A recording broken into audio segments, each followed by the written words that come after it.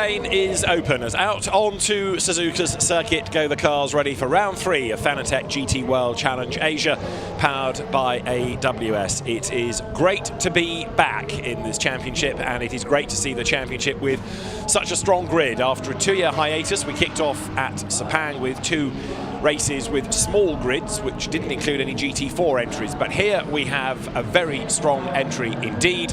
We're looking forward to the first of the 2 1-hour races, and it has, in the last few minutes, absolutely chucked it down here at Suzuka. The circuit, therefore, is wet but drying, and it has been a very wet weekend, a very wet week, virtually across the entirety of Japan. It might get drier, it might get wetter again before the end of the hour, who knows, and it's a real quandary for the teams. They are about to have a real step into the unknown. Pit window between 25 and 35 minutes may help them in terms of a tyre decision. We'll wait and see. First up, we need to know what the track surface is like. Well, you can see a bit of spray hanging in the air as the cars make their way round to the grid, at the front of which sits the Toyota GR Supra safety car, David Addison trackside, and the teams, not only regulars from Fanatec GT World Challenge Asia, but also this weekend we have the real influx of teams from Japan, teams and drivers, it must be said, from Japan. The first round of the new Japan Cup. We've got 4 Japanese events. This is the first of them. The Japan Cup effectively is a championship within a championship. To explain more, let's join Tom Hornsby. Suzuka, which this weekend hosts rounds 3 and 4 of Fanatec GT World Challenge Asia, powered by AWS. However, this iconic circuit's 2 60-minute races also count towards SRO's brand new Fanatec Japan Cup. As the name suggests, Fanatec Japan Cup only takes place in Japan, which means 4 of this year's GT World Challenge Asia events, that's here at Suzuka, next weekend at Fuji, then Sugo and Okayama, are part of SRO's new championship within a championship. Only Japanese teams and drivers entered in the GT3, GT4, GTC and Invitational classes can score Japan Cup points, but there's a lot of them. At Suzuka, 16 of the 25 cars are eligible. That's 9 in GT3, 6 in GT4 and 1 in Invitational. There are also individual Fanatec Japan Cup driver classifications within those classes for Pro-Am, Am and Silver Am crews. The new championship has also attracted plenty of familiar names from across Japan, as well as established teams such as D-Station Racing, Car Guy, BMW Team Study and B-Max Engineering. J-Sports has live coverage in Japan of every Fanatec GT World Challenge Asia race, while fans around the world can watch live on SRO's GT World YouTube channel. And there in the background is the very familiar Suzuka Ferris wheel, the amusement park here, which is always a busy part of the circuit's makeup. Now, instead of a sunny sky, it is a brooding, dark sky. It looked remarkably long-distance style this morning. It could have been the night of the Total Energies 24 Hours of Spa, for example, watching cars come over the line, headlights ablaze through the gloom, and the forecast is for yet more rain. The circuit now absolutely soaked. One thing that it doesn't do very much is hold a huge amount of standing water. There are a few small puddles around, but it does tend to drain pretty quickly here. It's a busy weekend because there are some club races away from the circuit. Yes, okay, where the tarmac is broken, it will start to gather, but largely it's not too bad. The downside is there's very little wind this weekend, so it's not blowing the water away. So it could well be wet that the teams have to go on. They're all on Pirelli tyres. I don't think anyone's going to be bold enough for slicks, but they might think about that at the pit window. But we'll try and glean news, and we might even see over the first few laps cars rising and falling from their qualifying order, and that might give an indication to what they have done for tyres. So it's round 3 of Fanatec GT World Challenge Asia, powered by AWS. It's round 1 of Fanatec Japan Cup, but we have already been racing, and Bruce Jones looked back at rounds 1 and 2 from Sepang. Take a look at the start, and it was a quick start from the pole starter, or more to the point, the Porsche on the right-hand side. Adrian De Silva was slow away. The lights were very quickly flicked from red to green. He was caught out, and they were almost 4 abreast as they ran down to the first corner. And a very good start from third into second went Prince Abu Bakar, and equally David Pund in the multicoloured Audi round the outside of the EBM Giga Porsches into third place, but he was hunted down and Yasser Shahin was really on the charge. And let's go up the inside into the final corner of the lap. Job done well. David Punn running a little bit wide. I think there'd been a little bit of contact. Maybe his steering was a little bit skewed. Certainly it was on the car that was chasing the number 11 Porsche as Adrian De Silva fought his way back onto their tail, looking for position. And at this point, David Punn starting to drop back and about to be passed, and it was soon to be parked at the edge of the circuit. In fact, there was even a bit more contact there at turn 4. But either way, the car was soon on the verge and out of the race. And then the two teammates, it didn't always look as though they were teammates, but certainly the number 8 Porsche driven by Setiawan Santoso and Adrian De Silva getting very, very close indeed. And Setiawan, unfortunately for him, he attacked, and eventually he spun, and that took the pressure off. But this is a dive just before the spin, down into turn 1, just covered off by Adrian De Silva. But look, turn 1 keeps on turning right, you get to turn 2. This is the point, Setiawan goes a little too tight onto the inside of the corner, and the tail swings around, pendulum effect, round he goes. And that took him out of the battle, but it was to fight back, that was for sure. Then we suddenly had the flurry. Yasser Shahin came in from second place, but everybody in behind hit the deck and came in behind him. But then there was a really, really slow pit stop. Can't tell you exactly for why for the Ferrari, and it came out fighting with the AMAC Motorsport Porsche, having been 6 positions ahead of it before those pit stops. And this is where there was a little bit of body contact. Ben Porter and Shogo Mitsuyama. And fortunately nobody got any punctures running over the debris on the start-finish straight. But at this point, after a brilliant takeover after the pit stops, Nick Foster picked off Sandy Stuvik and then pulled a clear. And then Earl Bamber worked his way from 4th to 3rd, 3rd to 2nd, and gave chase, but it was always about 5 seconds. Came down to just below that at the end of the race. But it was a case of what might be, because the steering was a little bit out of true for Earl Bamber, the double Le Mans winner. Great chase from Reid Harker. But this is the order at the finish of the race. Lights flashing, the 99 Mercedes, Nick Foster at the wheel, 4.4 seconds to good, and then Earl Bamber chasing home in second place. And the sister car from EBM Racing comes through at the end to take third place. And for Prince Jeffrey Ibrahim, who's doing the hugging, and Nick Foster still with his helmet on, it was a good afternoon's work. Very, very good start by Earl Bamber, the driver from second on the grid, unfortunately losing ground a little bit and fell back to 4th place. That was Jasmine Jafar, the treble 8 Mercedes. Up the inside came Nick Foster into second place with a challenge around the outside, the second of the Porsches, but Reid Harker had to tuck into 3rd, so it was Mercedes in 2nd and 4th, Porsche in 1st and 3rd. The Ferrari pushing quite hard early on, lost out a little bit as Sean Thong moved up to 5th place. Drivers at this point trying to keep their cool, keep their calm, and certainly for Earl Bamber, he was clear. This was the battle for second place. Nick Foster hanging on with the Mercedes that didn't want to handle too much at all. All the drivers finding the track temperatures soaring, getting higher and higher, hotter and hotter, and the tyre life therefore falling away. Now, good little battle between the two X-Works Audis, but unfortunately for Sean Thong in 91, he just braked a little bit too late into the final corner of the lap and ran through the gravel. That necessitated not 1 but 2 extra visits to the pits. And the story of the first half of the race, as Earl Bamber pulled ever further clear, was this battle, 2nd, 3rd and 4th, and then eventually 2nd and 3rd as Jasmine Jafar just dropped back a little bit. But Reid Harker in the number 8 Porsche looked, he probed, he pushed, but just didn't want to take the risk of diving down the inside. First driver into the pits, the first one once the pit window opened, was Shogo Mitsuyama. He handed over the Ferrari to Naoki Yokomiza, who was bound to make up ground. Then everyone else waited pretty much until the pit window was about to close before they too dived into the pits. And even with an extra 10 seconds at a standstill, that's a success penalty for finishing second in yesterday's opening race, Earl Bamber was able to hand over to Adrian De Silva with the lead of about a dozen seconds. It came down bit by bit, but never going to be quite enough for Abu Bakar, who pushed on and would go closed down to just 4 seconds off the tail of De Silva. But De Silva was the winning Malaysian driver. The second driver home was the other Malaysian driver in that mix at the front end of the field. It was Abu Bakar. AMAC Porsche this year, used to be Lamborghinis, but it's now Porsches for AMAC Motorsport, and Andrew McPherson enjoying life. But the person enjoying it most of all was Adrian De Silva, coming through to take the end of the race, concluding the hour, taking victory for EBM Giga Racing. But for Abu Bakar, who followed home in second place, that will be a race to remember, and it made it a 1-3 for EBM Giga Racing. So a great result for the team. Earl Bamber there to welcome Adrian De Silva victory at Sepang.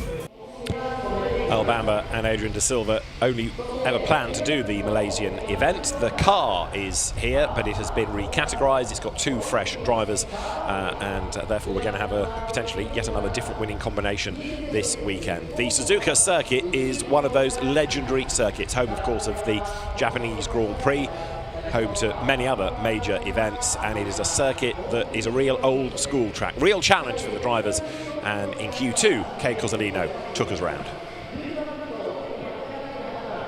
I'm Kay Cozzolino, car guy racing car 777, driving the Ferrari 488 GT3. Going down the straight Suzuka circuit, wet conditions, just shifting on the right to just cool the tires at 250 kilometers an hour, arriving first corner around 100-meter break, down to second gear. You really want to get a good line out of this corner so you can get a good amount of speed going into the S's. Keeping third gear. Usually with the dry conditions you would use the curbs, but with the wets you just want to stay a little bit away from them. But the concept is always use the inside as much as possible. Here again, this is one of the famous corners, anti-bank corner, down to second gear. Get a good exit going into Dunlop, up to third gear. Here you really want to use all the track, but don't go too wide or else you'll end up in the gravel. Going into Degner 1, braking around 60 meters, down to second gear. Here you want to stay away from the curves, especially when it's wet. Degner 2, get a good exit. And as you can see, you have some GT4 car in front of you, a water splash, giving it difficult to see. I get a little traffic here, down to first gear for hairpin. And then all the way flat going into Spoon after this. Even if it's in the rain, it's amazing how much grip and downforce the 488 GT3 has. So easy, flat out through these bends. And here it is, one of the most famous corners, Spoon 1, down to second gear. Try to stay a little bit outside for the second one, get a good exit for going into the back straight. Avoid the curb on the outside as it is slippery. And you go all the way up into fifth gear. One of the fastest corners coming up, 130R. We are reaching around 250 kilometers per hour, down to fourth gear for the rain, keeping it fifth for the dry. And this is the most important, to close the lap, the chicane, braking at 100 meters, down at first gear. Try to use a lot of curb on the inside and try to get a good exit. It's going downhill, you'll get a little bit of wheel spin, just use the traction control, and there it is, a lap of Suzuka circuits.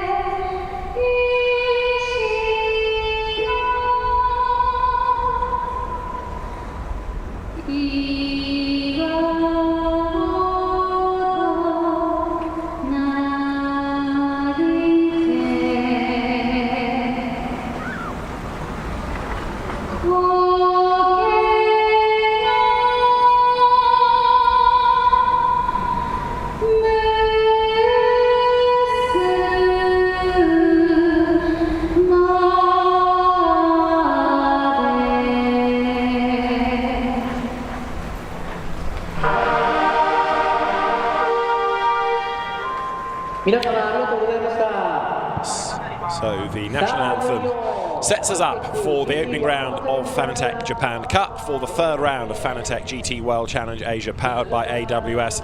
Wonderful to be in Japan, which is a real motorsport nation, and that is borne out by the numbers of Japanese teams and drivers that are on this grid. This promises to be an absolutely wide open race. On pole position, as you can see, there is the bright blue Ferrari, number 27, from the Yogibo Racing team. Naoki Yokimitsu at the wheel of it, and it is Kandati Kusiri who is alongside in the number 18 EBM Giga Racing Porsche, repaired after a sizable accident that Kandati Kusiri had in FP2 yesterday. Formation lap set to get underway. This gives you an idea now of how wet it is, and it's really an opportunity for the drivers to see how the track surface may have changed. Now, we are not being told that it's going to be more than the one formation lap, so the cars accelerate away. It looks like a conventional start, not being told to the contrary, but there you can see the spray generated by the pole position Ferrari of Naoki Yokomitsu. Kandati Kusiri alongside him. Then it's going to be the Lamborghini third on the grid of the VMAX engineering squad for Hiroshi Hamaguchi at the wheel. Let's have a quick look at that grid then. Naoki Yokomitsu on pole, and then with him at the front of the grid is going to be Kandati Kusiri. Third on the grid, Hiroshi Hamaguchi, and it is Takeshi Kimura lining up fourth in the car guy run Ferrari. Fifth on the grid, Hiroaki Nagai, and sixth, another of the Porsches, for Setaiwan Santoso. Seventh on the grid is going to be Yusuke Yamasaki, and Tomohide Yamaguchi comes next ahead of Hiroshi Koizumi and Satoshi Hoshino in the D station, Aston Martin.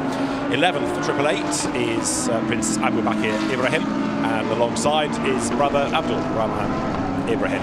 13th on the grid is Kei Nakanishi, and then it is Tadeo Uematsu lining up 14th, with 15th on the grid Andrew McPherson and David Poon 16th, having to start from the back of the category. 17th on the grid will be the first of the GT4 cars, Yun Tashiro's Mercedes. Alongside him is Masayoshi Oyama, then it's Brian Lee's Mercedes, and Tokiyuki Kinoshita, the reigning GT4 champion in the BMW team Studi entry, ahead of Yuko Suzuki's McLaren and Hiroaki Hatano's Mercedes starting 22nd on the grid. 23rd is Motoharu Sato, and it is Kazuhiro Sakai who completes the grid.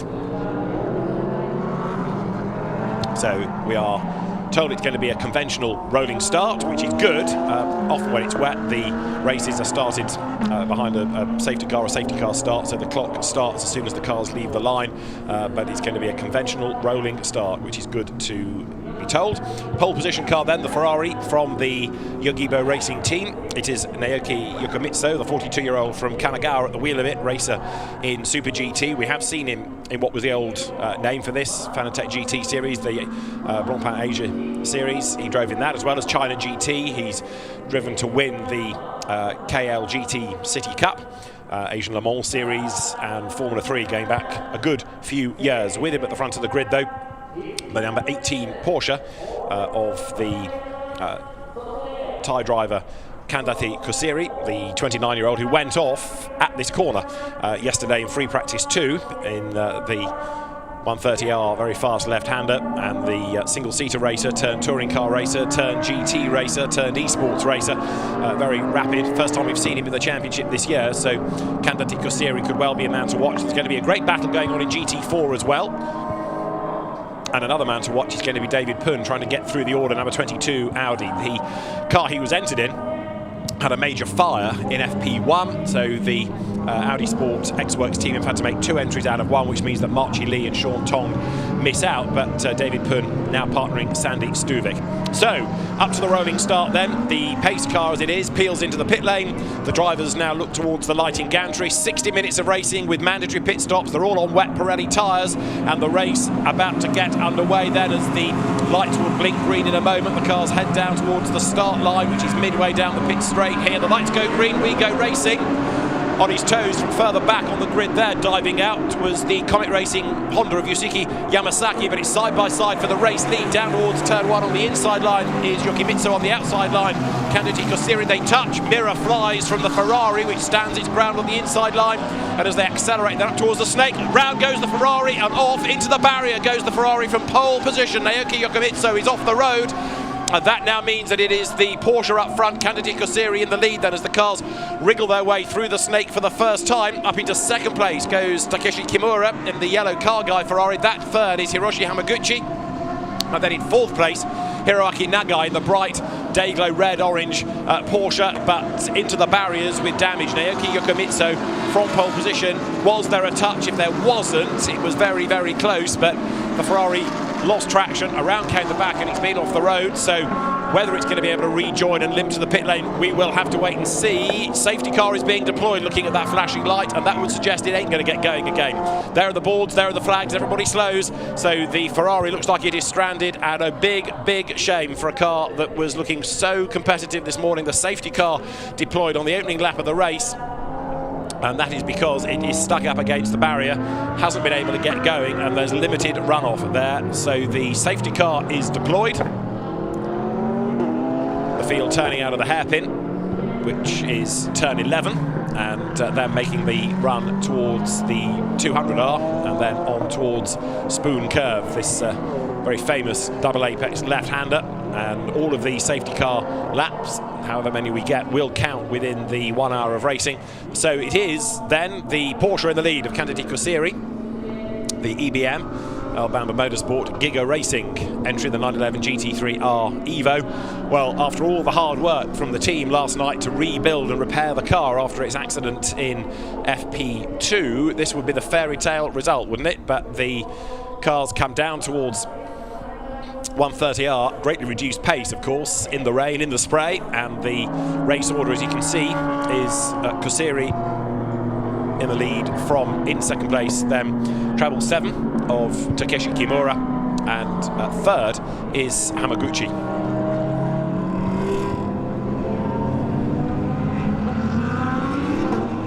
So to the end of the lap they come.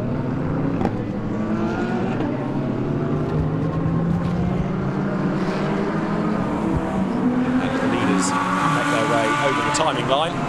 The race order is confirmed, so it is Kusiri in the lead from Kimura, from Hamaguchi. Nagai is 4th, Yamasaki 5th, Koitsumi is in 6th, Shino 7th, and then in 8th place is the there's the Ferrari. That gives you an idea of the damage. So it was a big hit. It's done the suspension as well as bodywork as well as tyres. Let's have another look at the start and just try and, if we can, piece together whether there was contact. There was certainly contact midway around the first corner, because in a moment you'll watch the mirror fly from the Ferrari. Kusiri on the outside line. There's the contact. There goes the mirror, but it's into the snake. Now, was there a touch there between them? I think the Ferrari just broke away, but the net result is a very hard impact, and around it went, backwards into the barrier. So the car off the road.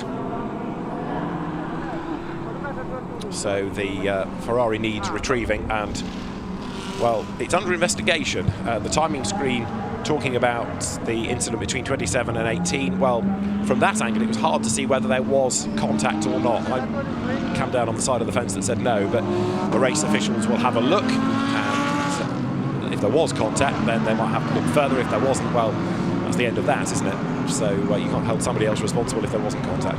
The field then turning towards the two elements of the Degner curve for the second time, but the Gt4 battle we ought to just touch on for a moment, because that at the end of the opening lap was being headed by number 55, which is the Team Scala Mercedes, Untitled at the wheel of it, Untitled, and second of the GT4 cars was Brian Lee's Mercedes, and the third GT4 is the leading GT4 AM entry of Masayoshi Oyama, the Akiland Racing Toyota Supra.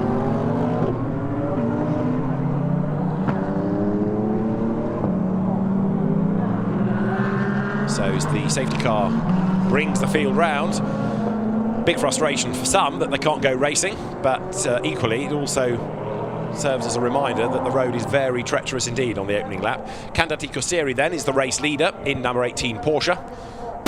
We have seen him in single-seaters in Europe going back a good few years. He had a spell in the Euro Formula Open, raced in the TCR Thailand Series. He's raced in the International TCR Series, in the TCR Asia Championship. He's raced in GT Asia.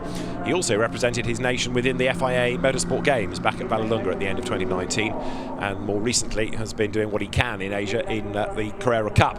But Gt4 Series will give that car over to Ternat Saturn Tirankul for the second stint, and they've got to be a potential winning combination. I haven't yet got around to mentioning it, but just to make the point that we do have the top three GT3 and GT4 cars from the previous race having to serve time penalties in the pits by way of success. Well, we don't have the winning GT3 car from Malaysia, but Treble 8 will have to, the Triple 8 car will have to serve 10 seconds. That's the Abu Bakr Ibrahim Jasmine Jafar entry, and 5 seconds for the number 8 Porsche of Satyawan Santoso and Rui Harker. No GT4 cars in Sepang, so it's irrelevant as far as they're concerned, but it will be relevant today.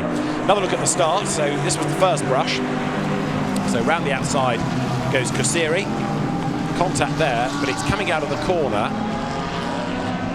I don't think there was a nudge there. I think that was the Ferrari just breaking traction and and around it went at high speed, and the problem was it was a sudden stop on that angle into the tyres, so it sent quite a lot of shock through the car.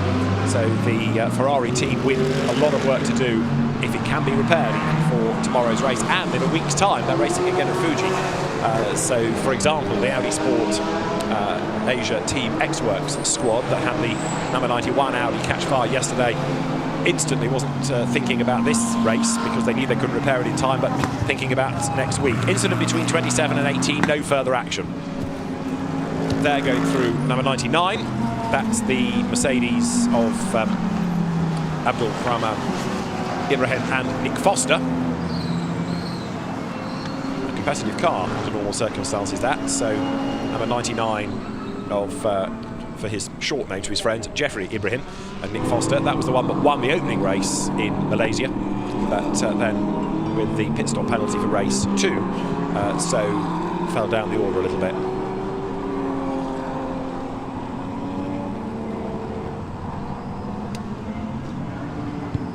So the car's still under safety car conditions, and really very, very limited amounts of racing. What, half a lap really before the balls and flags came out, so lots of the drivers still eager to get on with it. The road not drying hugely.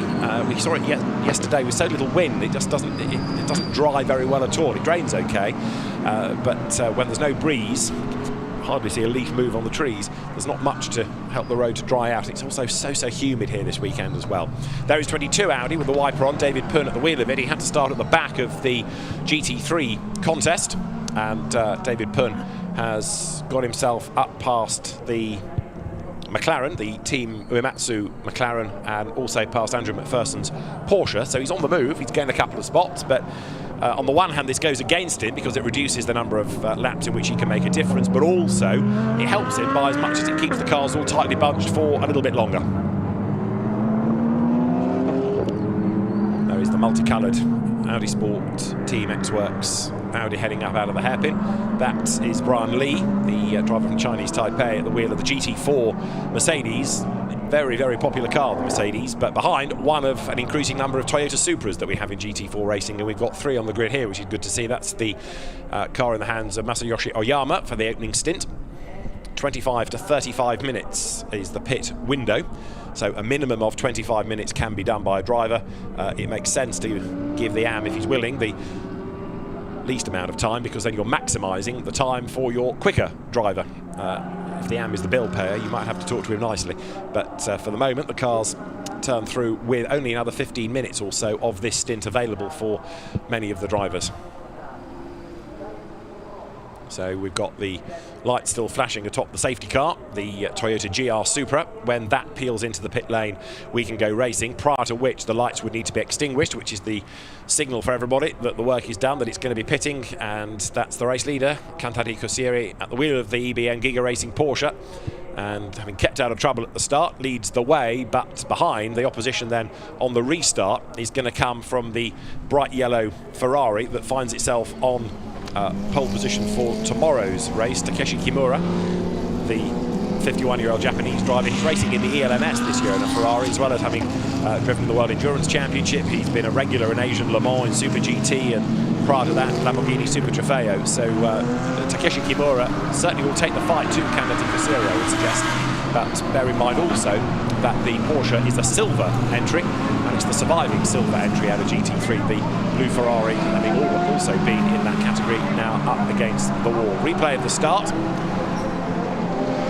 So the incident has been looked at, but although there was that brush there that did for the mirror, it was this and the Ferrari getting back onto the power a bit too keen in the hands of Yoko Mitsuo going around, but it was the hard hit into the barrier that's done for it. It didn't bounce, it came to a dead stop, and that, I fear, has done quite a bit of damage. It's let's hope not twisted the chassis at all. The safety car will be in this time, so we are going to go racing at the end of lap 4. So we'll be back in business at the end of the lap, as there is the safety car lights still on, but they'll be extinguished midway around this lap, and then we'll be back ready to go racing.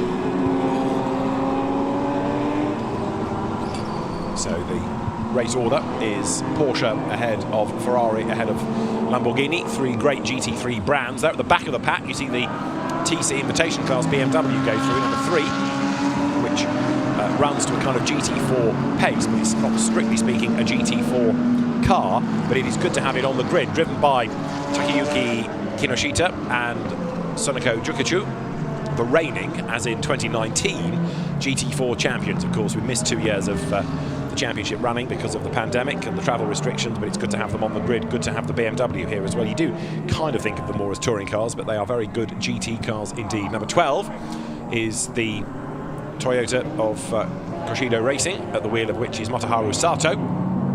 That car flattered to deceive a little bit in qualifying, but it does go well in the hands of Katsuyuki Hironaka, and he will take over for the second stint. And of course, the drivers you're watching now complete tomorrow's race, which will be started by the drivers that finish today. The McLaren in the GT4 competition in the hands of Yuko Suzuki turns through, but we'll be back racing then this time, and that gives us just 47 minutes. It's going to be about 10 minutes, really, I suppose, before the drivers need to think about a pit stop.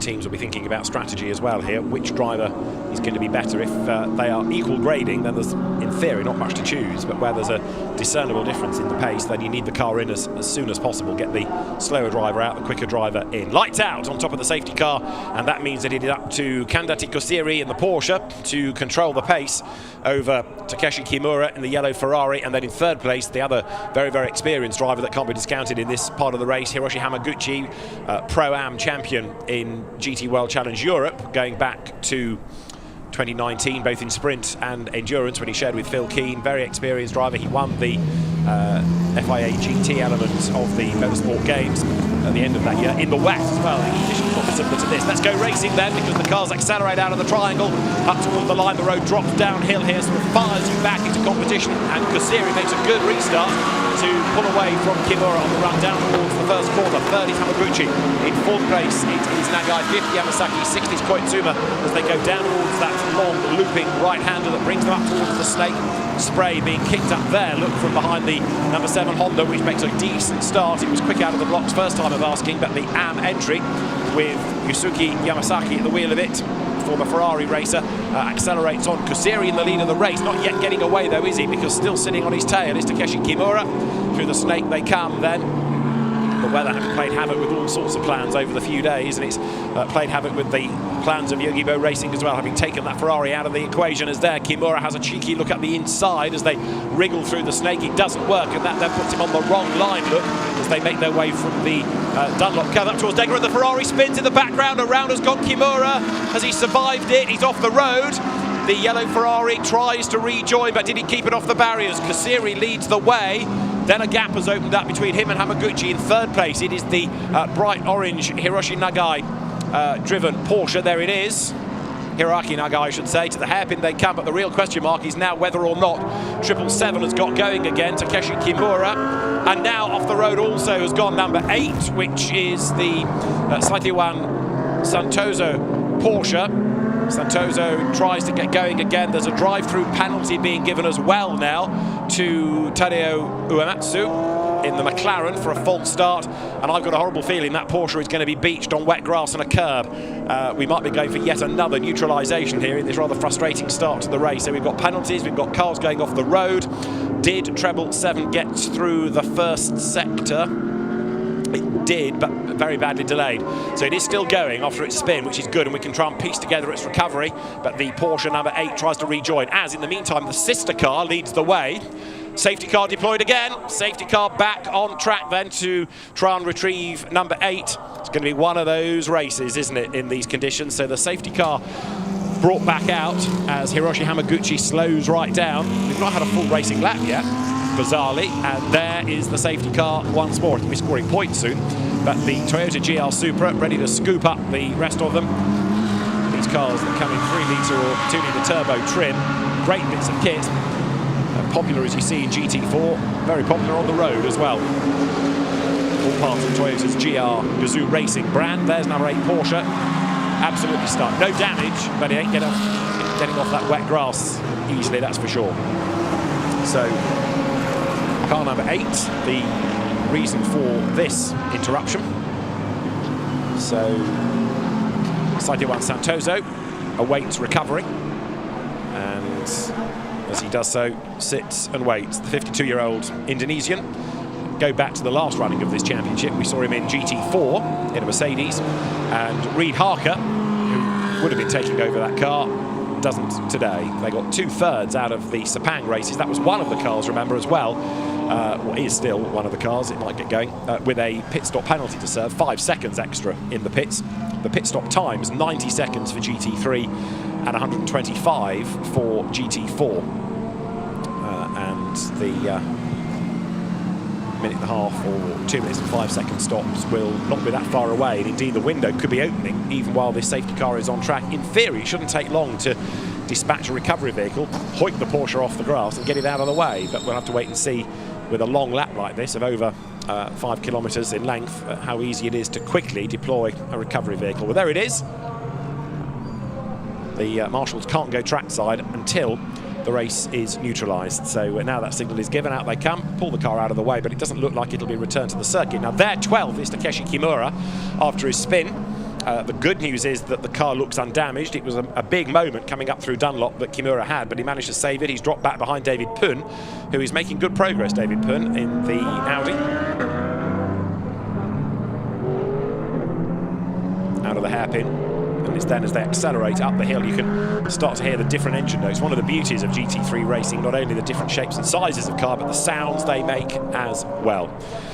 So Kandati Kosiri still leads the way. He might not have had to work that hard to keep people at bay, but he does lead from Hiroshi Hamaguchi. And then in third place, number 7 Honda, which is the car in the hands of Yusuke Yamasaki. Yamasaki comes then out of the second element now of the spoon curve, and with the race control building for the short circuit on the right-hand side, they will then appear under the gantry into 130R, down to the triangle, but it's going to be another lap at least behind the safety car. Huge frustration for everybody in a race like this where they can't get going. No one's, as I say, done a racing lap yet, so they just can't get into a rhythm. Big, big frustration for all concerned. So there, Kandati Kosiri weaves around, trying to keep the warmth, such as it is, in the tyre, keep the pressures up as well, ready for the restart. Safety cars breed safety cars, though, don't they? You've seen it happen already, because everyone gets bunched up again and drama befalls people. Might happen a third time. So we have lost, therefore, number 27, the pole position Ferrari of Naoki Yokomitsu, and we've lost number 8 Porsche of Saitouan Santoso as well.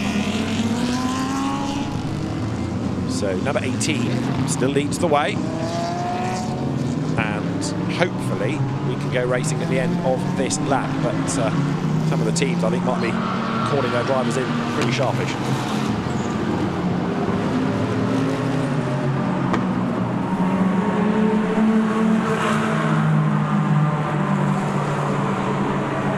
Kosiri, interestingly, is the only one doing the weaving, so he's the only one perhaps thinking of the restart and what the tyres need to do for him.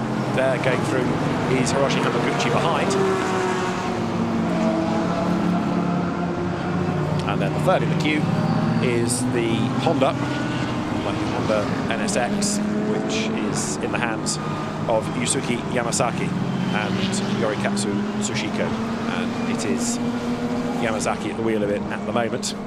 So as they come through the snake and then up towards the left at Dunlop, lights are still flashing. Safety car is in this time, though, says the race director.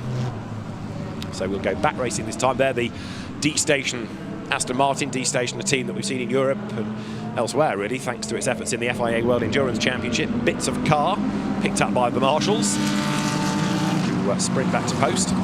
So those lights will be extinguished towards the end of the lap. The safety car will then be ready to peel in, and we will be good to go yet again.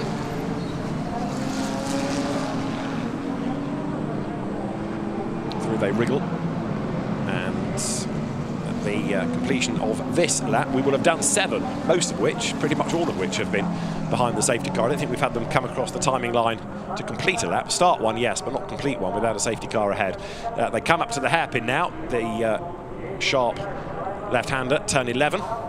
Then the road opens up a little bit through 200R towards Spoon Curve.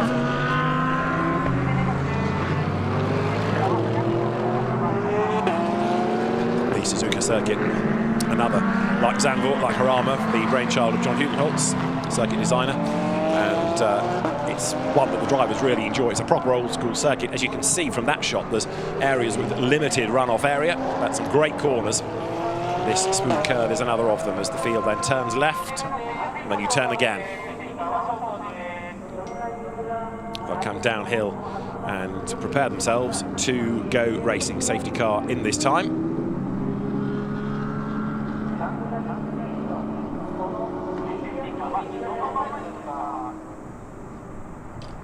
There is the safety car with the lights extinguished. So the race leader, Kandati Kusiri, ahead of now Hiroshi Hamaguchi. Anybody else that's tried to be up with that Porsche has fallen off, haven't they? So first of all, it was Yokomitsu, then it was Santoso. Let's hope nothing befalls Hiroshi Hamaguchi then, as we are about to get the race back underway. And as the cars come through 130R into the Casio triangle at the end of the lap, the Porsche set to accelerate away. You go through the right, then left, then there's that fast right, downhill as well, which drops you back to the pit straight. Kusiri with the car snaking a little bit, accelerates away. There's going to be about a lap in it before we can get the pit window open. The leaders might just miss it, but at the back of the pack you might be able to pit this time if you so desire. We go racing down towards turn 1, through the spray. Comes the Porsche in the lead of the race. Kandati Kusiri at the wheel of it. Hiroshi Hamaguchi runs second, and then third in the Honda out of the Comet Racing stable. Yusuke Yamasaki, fourth place currently. It is number 16. That is the ABSA Motorsport McLaren of Koizumi Hiroshi.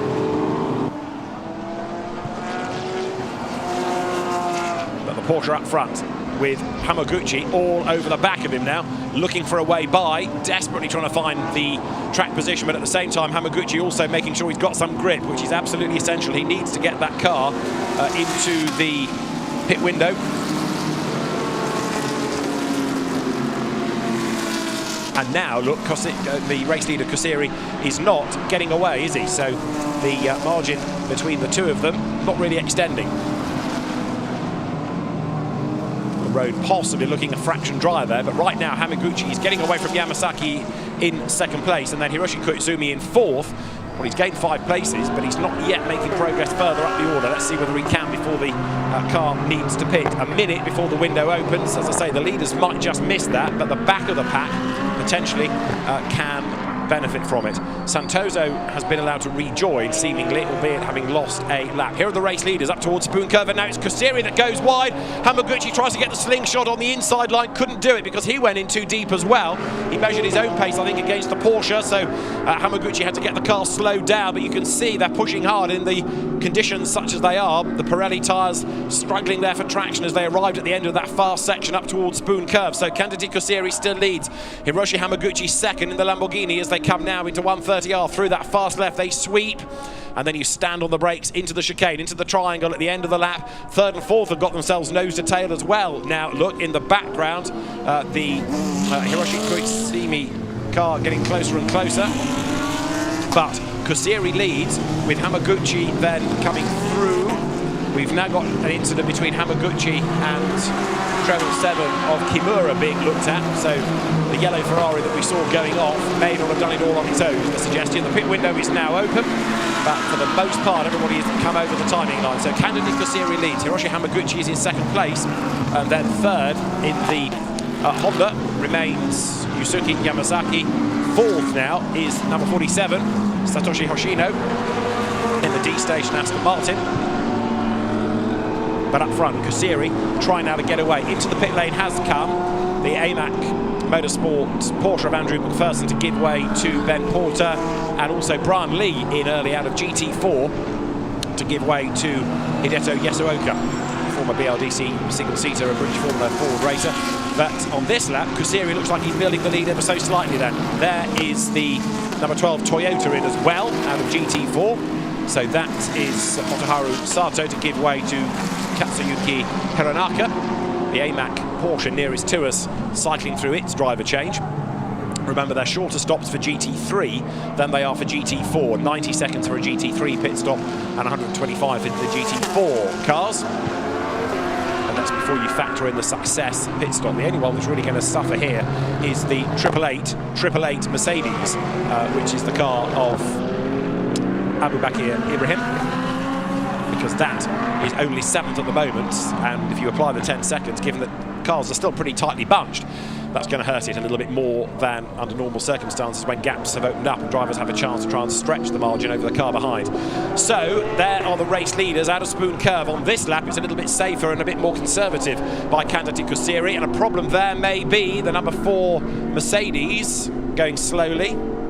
That is the car of Kazuhiro Sakai and Masaki Fuji. Now that, as far as I'm aware, hasn't yet pitted, so that's just slow on pace or is recovering after a spin. In fairness, it was a bit slow this morning in the hands of Kazuhiro Sakai. So the Comet Racing Mercedes carries on, second in the GT4 AM class, as the leader comes over the line. Another lap boxed off by Kandati Kusiri as he goes through. Kicks the spray into the face of the Lamborghini. Interesting that they're going for the wetter parts of the road here, suggesting that the tyres are needing to be preserved, especially if they want to get them to the end of an hour of racing. So go for the wet part of the road now. Into the pit lane has come the Honda from 3rd place then. So into the pit lane comes Yusuke Yamasaki, and that lead gap just stretching a little bit as they go through the snake there. Kusiri to Hamaguchi, 8 tenths of a second when they cross the line. There into the pit lane as well, number 30 Porsche out of the leading group. So that is Hiroaki Nagai to give way to Yuki Kanimura. And tyres being changed. Now it's hard to see from the distance we are whether they're going on to slicks or wet, but I would imagine if they're doing a tyre change, they're going on to slicks. So that car's going to be worth seeing its lap times now relative to the others. If slick tyres are the way to go, well, we're about to see, if you like, one of the first pioneers now. So number 30 Porsche, by the look of it, I can't see why you would change tyres otherwise, frankly, if it wasn't for a different compound. Number 7 Honda has also been up on its jack, so it looks like that's gone slicks also. And number 5 BMW, so they put Saiji Ara, the Le Mans winner, Japan's first Le Mans winner, into that car and do a change of tyres. But if you are changing tyres, it's a longer pit stop again. So there, treble 7, the recovering Ferrari. This is Takeshi Kimura back up on the inside to get through the traffic then. Puts a lap on number 14. Now that car in the hands of Hideto Yasuoka.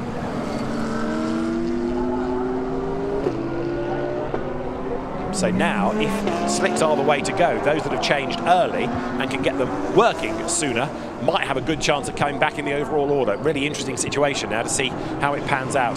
The race leader, Kandati Kusiri, did the fastest lap of the race last time around at 2 minutes 17.174, so he is the quickest driver on the circuit. They're going through now number 51, the Porsche in the hands of Ben Porter, the AMAC Motorsport car. So the very rapid, if underrated Australian, runs in the AM Cup, but Ben Porter, very quick driver, and he and AMAC himself, Andrew McPherson, class champions a few seasons back. 888 Mercedes comes towards us, which is the car that's going to be taken over by Jasmine Jafar. It's 4th at the moment though, looking good, and tiptoeing into the pit lane this time comes Abu Ibrahim. So that's going to fall for the moment down the order. Up into 3rd place though now, number 60 Ferrari, yet to make a pit stop, but the car in the hands of Kai Nakanishi, the blue LM Corsa Ferrari, one of the smartest ones out there. That car now up into the top 3, but again everybody has to cycle through a pit stop, so the order will inevitably shuffle around. 888 stops on its marks, the same 888 of course, so successful in supercars, nay V8 supercars in Australia, and the driver change cycling through then, the Malaysian Prince Abu Bakr Ibrahim out, and Malaysian driver Jasmine Jafar in. There, going through, is Jun Tashiro, who is currently leading the Silver AM element of GT4.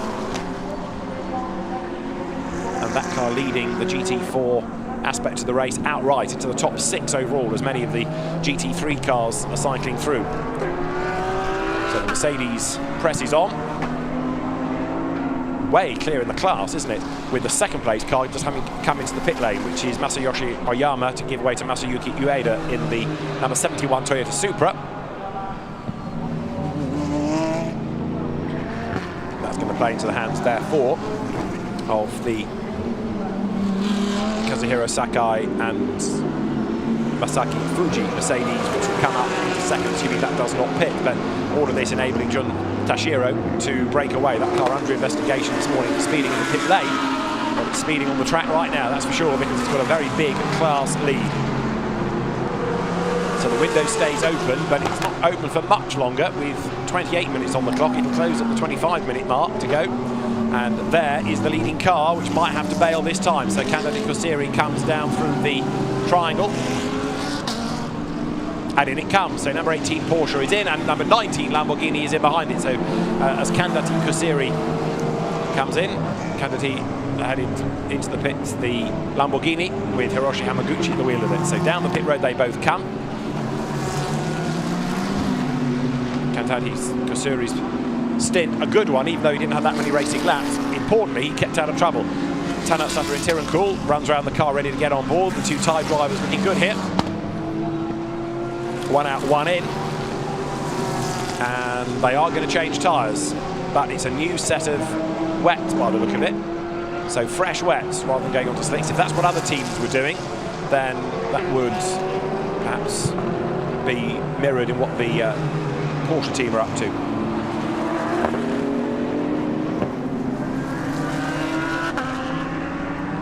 So these pit stops cycle through. Teams then ready to release the cars, and neither of those top two suffering extra time in the pits. If they finish in the top three today, they will do tomorrow. In the background, you see number 60 Ferrari is in as well. There it is. Very, very smart, the blue Ferrari of Kei Nakanishi, and he will give way to Shigekatsu Wakisaka. So Wakisaka ready to go back onto the circuit once they've completed the pit stop. 99 here, pressing on. This is Nick Foster at the wheel of the car now, the very rapid Australian driver, and he's got a chance to gain ground, having got in early. Right, the two leaders could not be closer, could they, as they go down the pit lane then, back into the race, and it remains number 18 ahead of number 19, but what you've now got is Tanat Sutter and Tirankul at the wheel of the Porsche, and it is Mineki Okura there in the Lamborghini, and I suspect that Sutter and Tirankul will pull away. Okura didn't look quite as quick in his stint in qualifying this morning, so we'll wait and see, but it could now be that we get one or two others from lower down getting into the mix. And don't rule out treble 7. Kei Cozzolino is into the car now, and so in his hands, seeing that he's on pole position for tomorrow's race, Kei Cozzolino should absolutely fly in that car. Now look at this, straight off the Porsche building its lead, isn't it? Sutter and Tirankul, the Thai driver, getting away from Okura, and there is Cozzolino. So the car guy racing Ferrari didn't seem to pick up any damage in that off that Kimura had earlier on, but Kei Cozzolino now comes across the timing line. Okay, Francesco Cozzolino from memory, he used to race under the name of in Europe, but he comes down towards the first corner. Little sign of damage on the front of the car, but they got away with that very lightly, relatively speaking. It could have been a whole lot worse. Fastest lap of the race, by the way, has been posted now by number 30, which is the charging Porsche in the hands of Yuta Kanimura. That is the car that's the bright orange, day-glow orange car, and Kanimura is now on a mission. So Kanimura will be the next one to look for, potentially, to see whether he can maintain that pace, and indeed where that car is going to end up at the end of the stint. The Super GT and Asian Le Mans racer. Right now, though, Tanat Sutter and Tirankul, fresh from his Fanatec GT outing at Paul Ricard in the European version of this series, the Endurance Cup. He raced there and should be doing Spa as well, so he's got a busy few weeks in terms of mileage in the car as well as in the air. He comes now through the 130R. Move being made there on the inside line because the D station, Aston Martin goes through, picks up the pace. Tomonobu Fuji goes through, and so that puts him ahead now of number 16, the Amstel Motorsport McLaren Keita Sawa at the wheel of it. So there is Fuji, having cleared the McLaren. He's trying to get away. He is doing just about. They come through 130R up towards the triangle. Still, there's a lot of water on the road, as you can see. But interesting that some of the teams feel it's essential to put a new set of wets on. They've had a bit of grief in the first stint. Equally, if you've got the time to do it, because they're timed pit stops, you're not losing anything by doing that, then it is worth doing. Now, number 2, which is Tadeo Uematsu and Yudai Uchida, that car had a drive-through for a false start. Its drive-through is now under investigation as well. So possibly it went a bit too quickly down the pit lane.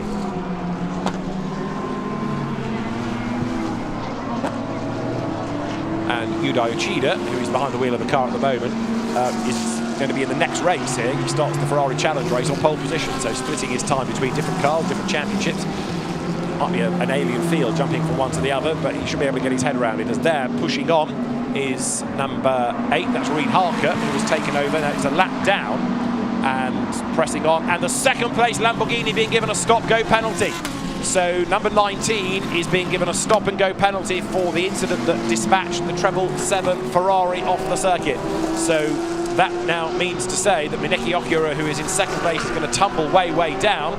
51 here, Ben Porter is 11th, hustling on behind Jasmine Jaffar, but potentially will gain a place out of this stop-go that looms then for the number 19 Lamborghini. So it was Hiroshi Hamaguchi that did the pushing, but it's allegedly, but it's Mineki Okura that's going to have to serve the penalty, and this just plays right into the hands now, doesn't it, of Tanat Satoru Tirancourt. But that said, his last lap was a 2:21, whereas Kamimura, who was in third, did a 2:15 and was only 5 seconds back. So the number 30, there it is, Porsche is very much back at the races because that car is flying. Look, it's already cleared number 19 on the road. Kamimura has got himself up past Okura. And so now, as the field comes into the triangle, number 30 Porsche is looking very threatening indeed. It's been a very fast pit stop and a very, very good first part of the stint from the 27-year-old. So Yuta Kamimura comes through, and the lead gap is down to 4.8 seconds. Another fastest lap of the race just done there, a 2:15.3 by Kamimura. So Tanat Satoru Tirancourt coming under attack then as the cars dive down towards turn 1. There is the penalised Lamborghini in third, and that in turn is being caught by Nick Foster in the number 99 888 run Mercedes. So it's game on. The first stint may not have given us many racing laps, but he's picking up nicely. That going through was the BMW 5th of Saijiara, and then 6th there is the number 60 Ferrari in the hands of Shigekatsu Wakisaka. So there's a lot to shake out of this. Again, because we've had relatively few racing laps out of the first stint, the order is very, very tightly bunched still. We've also got a GT4 McLaren needing to be cleared. Nick Foster has a British licence, but he's very much an Australian driver, and he did race in the UK in Formula Ford for a brief time. He accelerates then now onto the back of the number 19 Lamborghini. Mineki Okura. He's going to lose a place very, very shortly. Yep, up the inside into the first of the Degner curves, and then into the second. He's got the job done. Goes Nick Foster, so the Australian driver goes third, and Mineki Okura drops back, and that's even before the stop-go penalty is applied. So it's looking increasingly bleak, I'm afraid, for Mineki Okura here as that car tumbles down the order. Foster, though, hustles on, goes a bit wide at the hairpin, and another drive-through is being given to number 2, the McLaren, now in the hands of Yuda Uchida. That is for speeding in the pit lane. So that car's race going from bad to worse as well. Now, what can Nick Foster do about the leader? In terms of a lap time, nothing, but he might get second off Satoru Tirancourt by the end. He is lapping quicker, 20 minutes of the race to go. You can see how the track here is greasy. The car's sliding as the driver's trying to get the power down, but the amount of grip just isn't quite there. Mineki Okura goes for a different line. Very often in the wet, go for the far outside and you'll find a bit more traction. They're also having to think about keeping the tyres cool is Nick Foster, but he's got away from the Lamborghini now, so there's no real drama coming from behind anymore, which is the good news for him.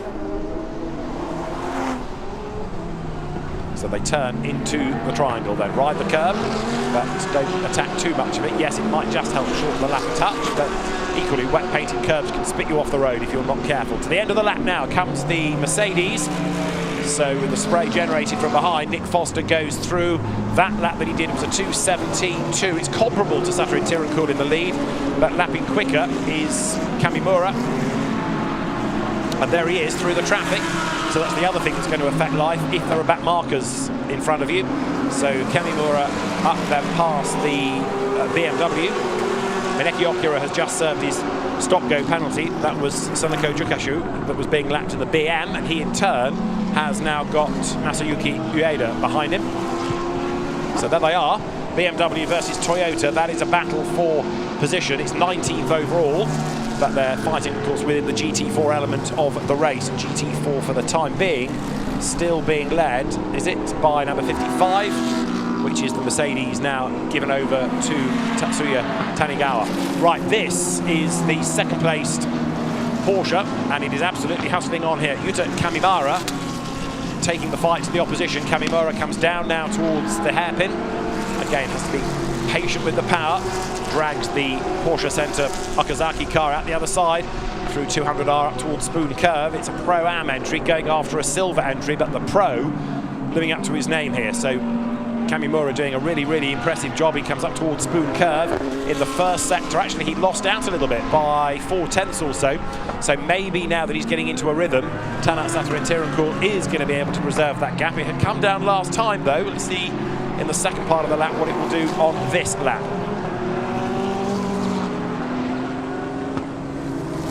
So there over the brow is the Porsche. Running in that second place is then Yuta Kamimura, and in the second sector another bit of time lost. So actually now the pendulum is shifting back to the EBM car. Kamimura presses on, but maybe Satarintirunkul now is getting into a rhythm, and it might also be now be worth looking at Nick Foster, because in the sectors he's looking a bit more racy than the two ahead of him. He's still got a bit of ground to make up. There are the leading cars, and the gap is extending once more, isn't it? Yeah, gone up to 4.2 seconds. No, tell you a lie, it has come down to 4.2 seconds. Why is that when the gaps were looking unlikely in the sectors? Well, it has come down nonetheless. Quicker lap time posted by Kamimura. So Satarintirunkul leads the way.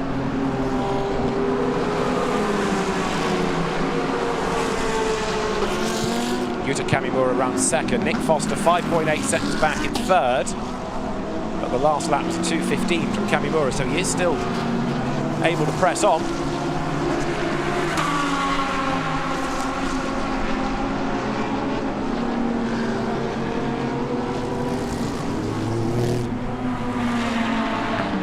Down to the Degner curve he comes. There in third place is Nick Foster, so 5.8 seconds he's got to make up. And Kamimura then last lap doing a 2:15, but the gap widens once more between the two of them as they come out of the first sector. So the Porsche somewhat elasticated situation right now between those two. And Nick Foster third. Fourth, just a word about Saiji Ara, but now the fastest lap of the race has gone the way of Kei Cozzolino, who is in 12th place, and we're getting more drive-throughs, one of which comes for number 33, which is the Hosokawa GT4 Mercedes. Number 7, the GT3 Honda, down in 13th of Tsujiko, gets a drive-through. This is all for pit lane speeding. And number 16 of Kaita Sawa also now gets a drive-through for speeding in the pit lane. So 3 more penalties to come. Doesn't affect the lead battle, but it will affect the order behind. So more drive-throughs, as in sector 1 the lead gap was down, in sector 2 the lead gap down slightly.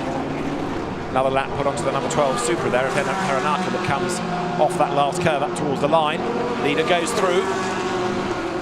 3.7 up to 4.3, and then as they break the beam again on that last lap, it is advantage Satarintirunkul, the Porsche in the lead, just extending the margin a little bit more now over this car in second place.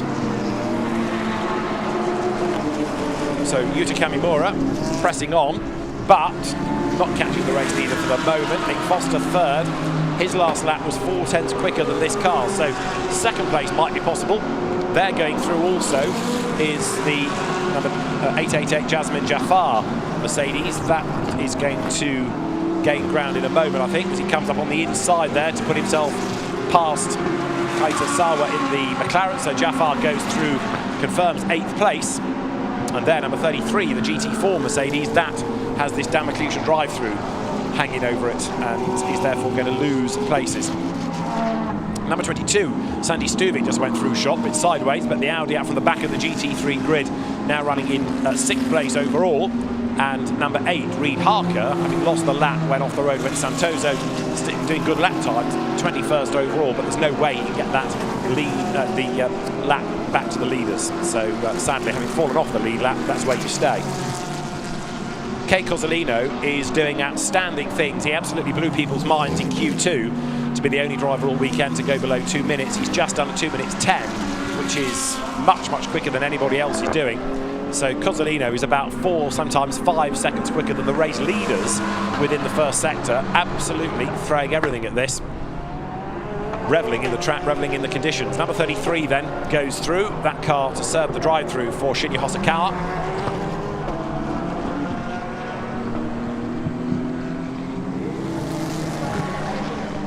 To the hairpin they come, and through the traffic there, getting up past the BMW Team Study entry of now Sonako Jokachu goes the McLaren, which in turn is coming under renewed attack as well here, because Sawa has got Ben Porter crawling all over him like a rash, and as the McLaren accelerates away, Kaito Sawa comes under massive pressure. Ben Porter lining up to have a go there now. The cars accelerate towards the 130 yard. Look in the background, the Porsche virtually hidden as they came over the brow. There's a huge amount of traffic up the road. GT4 cars to negotiate, GT3 cars looking to get through as well. But Ben Porter in the AMAC Motorsport machine looks to try to make a move. Can't do it there because of the Supra that they need to lap. Kaito Sawa then accelerates out of the triangle. Once more onto the pit straight, but that car gets out of the way to serve the drive-through penalty. That makes life easy for Ben Porter. So the McLaren comes in.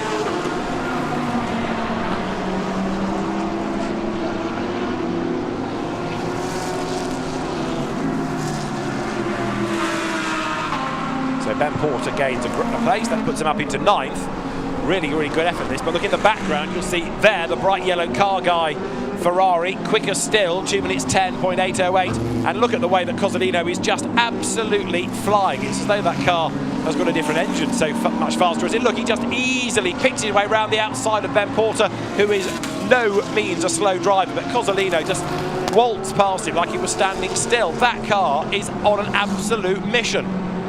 Kate Cozzolino just showing how it could be, should be done. He is so much faster than anybody else.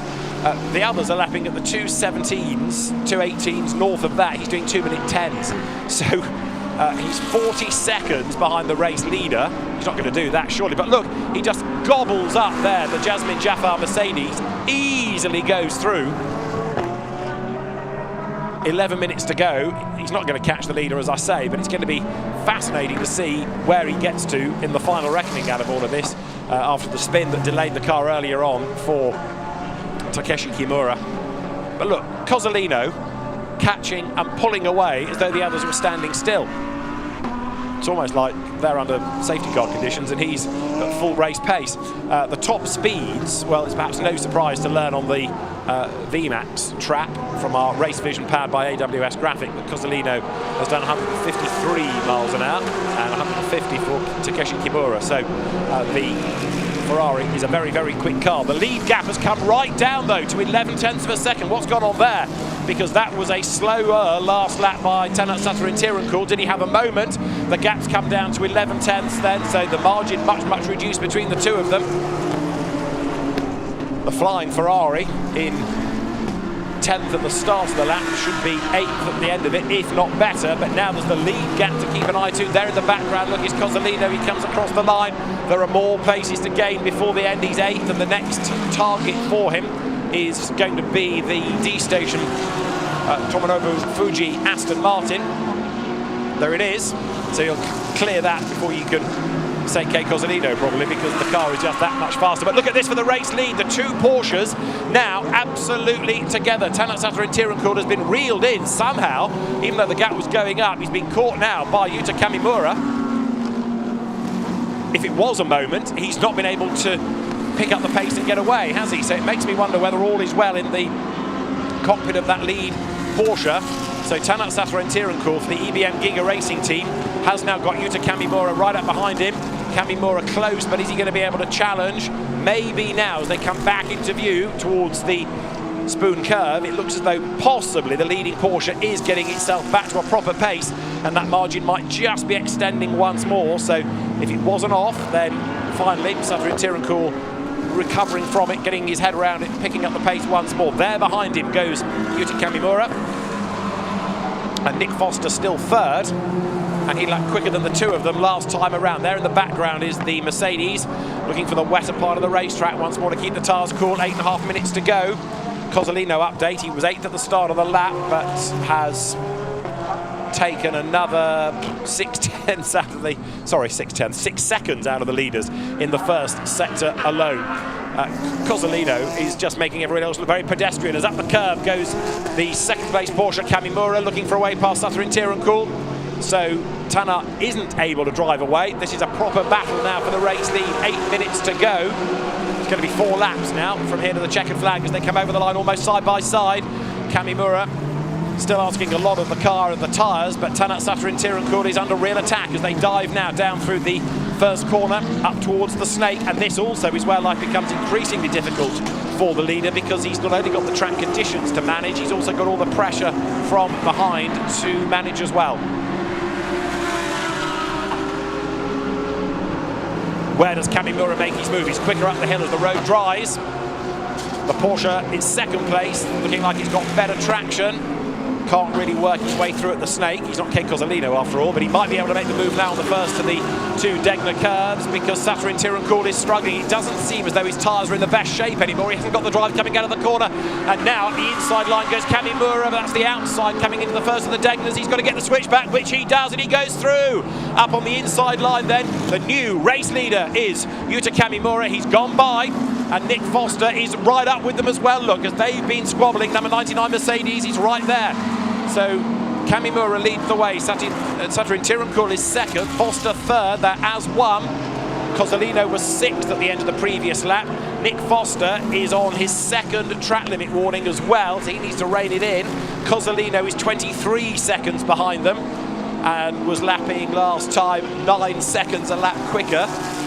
Do the maths, he might be with them by the end of the race. He could be on the podium. So as here are the leaders, Satoru Tirancool slithers a little bit deep into the first part of Spoon Curve. Nick Foster now on his toes, and again, look, that second place Porsche squirms as Satoru Tirancool tries to get the power down. Just doesn't seem to have the grip anymore, does it, in relation to those around him? But Nick Foster is about to come powering past. Side by side up towards 130R. On the inside line is the blue Mercedes. Nick Foster has to go offline to make the pass where it's a bit more greasy, but he goes through, and that forces Satoru Tirancool off the road. He ran off the apex, ran over the damp part of the circuit, and that in turn put him out over the curve and onto the runoff, and so up and past him there goes Nick Foster. Right, still game on for the race lead, but different cars then. So Yuta Kamimura, it is, leading Nick Foster. 6 minutes of the race to go. Up to the timing line they come. Beam broken. Lead gap 1.7 seconds. A 2:18 for the Porsche, 2:16 for Nick Foster in the Mercedes. And then Satoru Tirancool in third place. His lap was a 2:18. So right now it is Foster that's the faster of the 2 leaders. Cozzolino is up to 4th, and he's 14 seconds back. And that lap was 8 seconds quicker.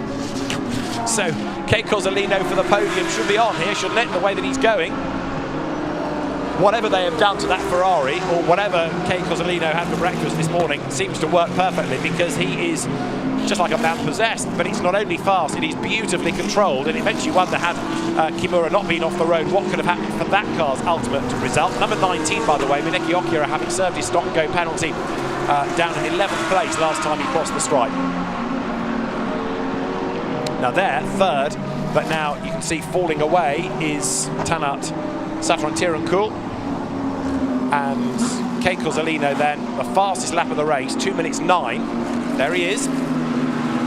So the car guy Ferrari with 4 3/4 minutes on the clock. I seem to remember it was in damp conditions when he had his dominant weekend at Fuji, winning in Lamborghini Super Trofeo and winning in the precursor to Fanatec, the GT, new title but same championship. Comes out of the hairpin, negotiates the GT4 traffic as he does so, climbs the hill. That was the Comet Racing Mercedes of Masaki Fuji that he goes past. And Cozzolino is 5 seconds faster in the first sector than the leading car. Not tenths, 5 full seconds. It's obscene, isn't it? So through he turns.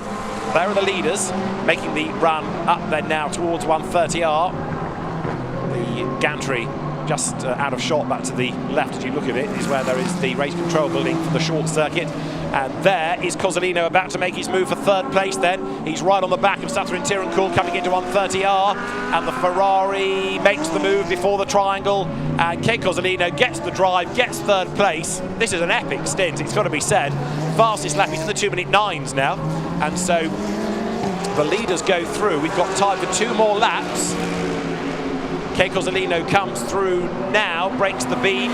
That is a 2-minute 8.392. Kate Cozzolino, he's 6 seconds off the lead. His last lap was 11 seconds quicker than others. This could be even on for a win. Now that would be a remarkable result if that were the case. Kate Cozzolino, he's done the fastest lap of the race. And right now, that car, as it hustles on, has got to clear the traffic. There is 99 Nick Foster tiptoeing round in the Mercedes. Look, Cozzolino's nearly with him. He was 4 seconds back from the Mercedes at the start of the lap. He's not yet done a sector. First sector is the longest, I'll grant you, but just look at this. The Ferrari just drives past as though the Mercedes were standing still. This is an absolutely extraordinary drive by Kate Cozzolino. Whatever the car guy Ferrari's setup is outstanding. It's an engineering feast, that's for sure, but Cozzolino's prowess, making it all work, is just extraordinary. And whereas everybody else seems to be tiptoeing around because they can't get the grip, Cozzolino doesn't have that problem. Now, I'm assuming he's on the same type of tyre as everybody else, as in he's on wets rather than having gone on to slicks. I wouldn't have thought slicks was the answer anyway. It still looks too greasy for that. So you can just put this down to setup and Cozzolino's mastery in these conditions, and he's got the car absolutely hooked up. The next of the Ferraris actually is in 5th place, so Ferraris do seem to enjoy the conditions. Well, right now it is game on for the race lead on this penultimate lap, and Kate Cozzolino, in one of the most extraordinary drives in the championship's history, I would propose this, is going to be on. I was suggesting the podium. He might even be in the lead by the end of the penultimate lap, because look, he's closing on Kamimura all the time. And Kate Cozzolino comes now into 130R. He can afford to sit and wait for at least a corner, but no, he can't. He can't help himself. He goes to the outside line, hustling on. Don't get yourself in strife now, Kay, because he's come so close to a win. Onto the last lap he will come now then. He's on the outside line. And Kamimura tries to put up a fight, but there's nothing he can do. Round the outside in the wet, Kate Cozzolino comes through to lead onto the last lap of the race. This is the most extraordinary drive. Well, find a hat big enough to tip to Cozzolino. This is just outstanding. He's taken the race lead with a lap to spare. He did another fastest lap of the race last time through, 2 minutes 8.392. And Kate Cozzolino, he's going to be hailed as a hero by the team and by us, I'm sure. And up and down the pit lane, there'll be a mixture of envy and curiosity, I think, as to exactly how the car guy Ferrari has shown this pace. All the other teams left scratching their heads. The scrutineers will have a look at the car post-race, as is always the case in the top 3. And the car guy Ferrari leads the way. Kate Cozzolino accelerates then up towards the Degler curves for the last time. Well, considering it's been off the road as well and picked up a little bit of damage, it's a strong old car, isn't it? The car guy Ferrari. Kate Cozzolino will start tomorrow's race on pole position. Not suggesting you give him the trophy now for tomorrow, but it's going to take some stopping on the evidence of today, isn't it? Here he comes then, about to put a lap on another lap even on the number 7 Honda. But Kate Cozzolino has absolutely dominated this stint, and what a drive it has been. Go back and look at some of the gaps from early in the stint and then piece it all together. That's number 7 Honda. I know it had to serve another penalty, but even so, it's gone 2 laps down. And so Kate Cozzolino comes then now out of Spoon Curve. He's got 130R on the triangle to go. And this is, well, again, find another superlative. Just the most outstanding drive by Kate Cozzolino. He looked really impressive in qualifying this morning, but he comes now up towards the fast left-hander of 130R. All of that speed carried through a corner similar to Blanchimont and Spa, and then the equivalent of the bus stop into the triangle, the chicane at the end of the lap. You go right, you go left, you go right again, up past the pits. This time there's going to be a checkered flag, and the first Fanatec Japan Cup and the third Fanatec GT World Challenge Asia race, won by Kei Cozzolino for Car Guy Racing along with Takeshi Kimura, and Kei Cozzolino victorious by 8 seconds. He pulled out 8 seconds on the last lap. Say it again, he pulled out 8 seconds on the last lap, having had to do all the catching and all the overtaking from being in about 12th place when we latched onto him at the start of his stint. So Kei Cozzolino's drive just out of this world. Second, Yuta Kamimura, Nick Foster third, Tanatsuka and Tirankul, who led probably more laps than anybody that car, number 18 finishing 4th, and then 5th over the line is the Ferrari of Shigekatsu Wakitaka, 6th Aijiara in the BMW, 7th the Audi of Sandy Stuvik, and here look, Ben Porter has got Mineki Okura behind him in the Lamborghini, but Ben Porter is on to win the GT3 AM class, but only just, because Okura is another AM and he's right there behind him. So this is a class battle coming up towards the line. It is Porsche versus Lamborghini as they come through as one then, but Ben Porter for AMAC Motorsports just going to hang on. The checkered flag is waved, and Ben Porter and Andrea McPherson win the GT3 AM competition with GT4 honours going the way of the number 55 Mercedes. There it is, coming over the line behind them, of Jun Tashiro and Tatsuya Tanigawa, having absolutely dominated the class. But Kei Cozzolino, just the most remarkable performance there. And Ben Porter, congratulations, he takes honours in the GT3 AM battle. Tanatsuka and Tirankul and Kantati Kusiri, just to be fair, win the silver element of GT3. But the race winners, Takeshi Kimura and Kei Cozzolino, also win Pro-Am. Kei Cozzolino has won many new admirers, I would have thought, as well at the end of that stint. And what a drive, what a drive.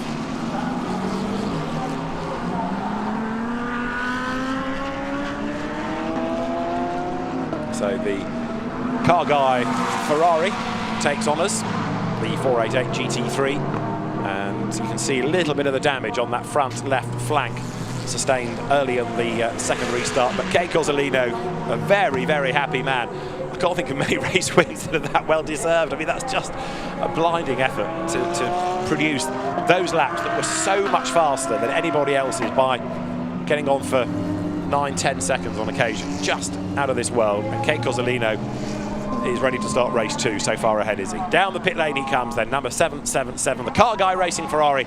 It is a win at Suzuka then for Kei Cozzolino and Takeshi Kimura.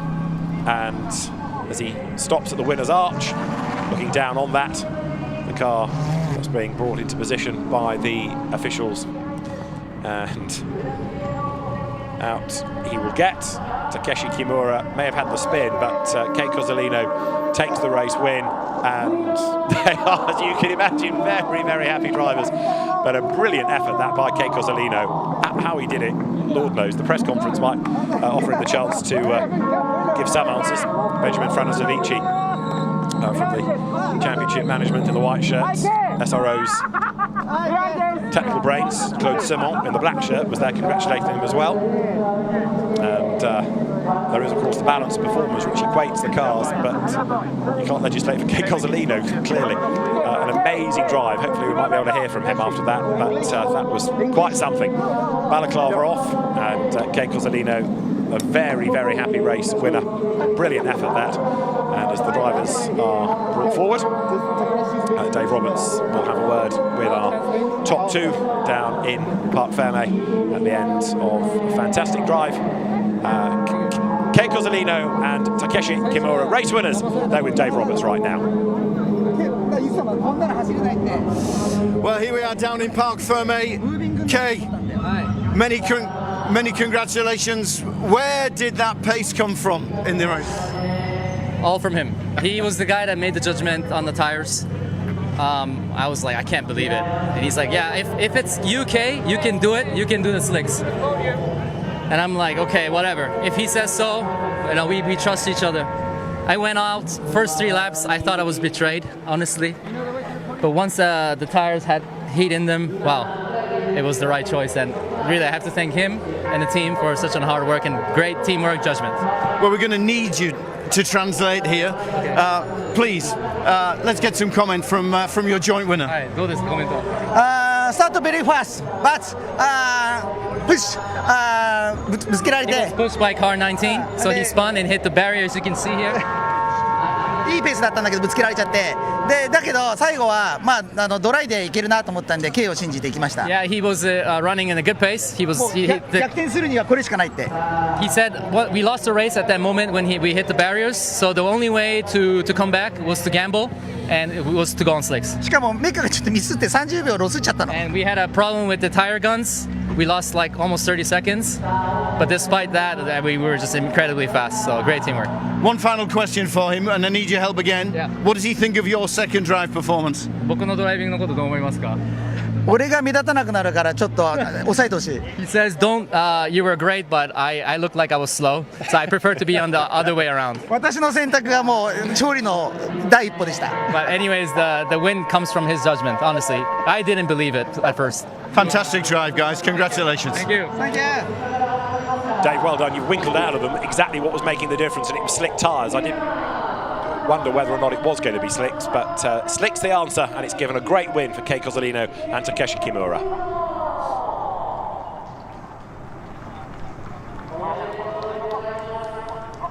So we did ponder whether the road was dry enough. Well, the answer is yes, it was, and that's what made the difference then.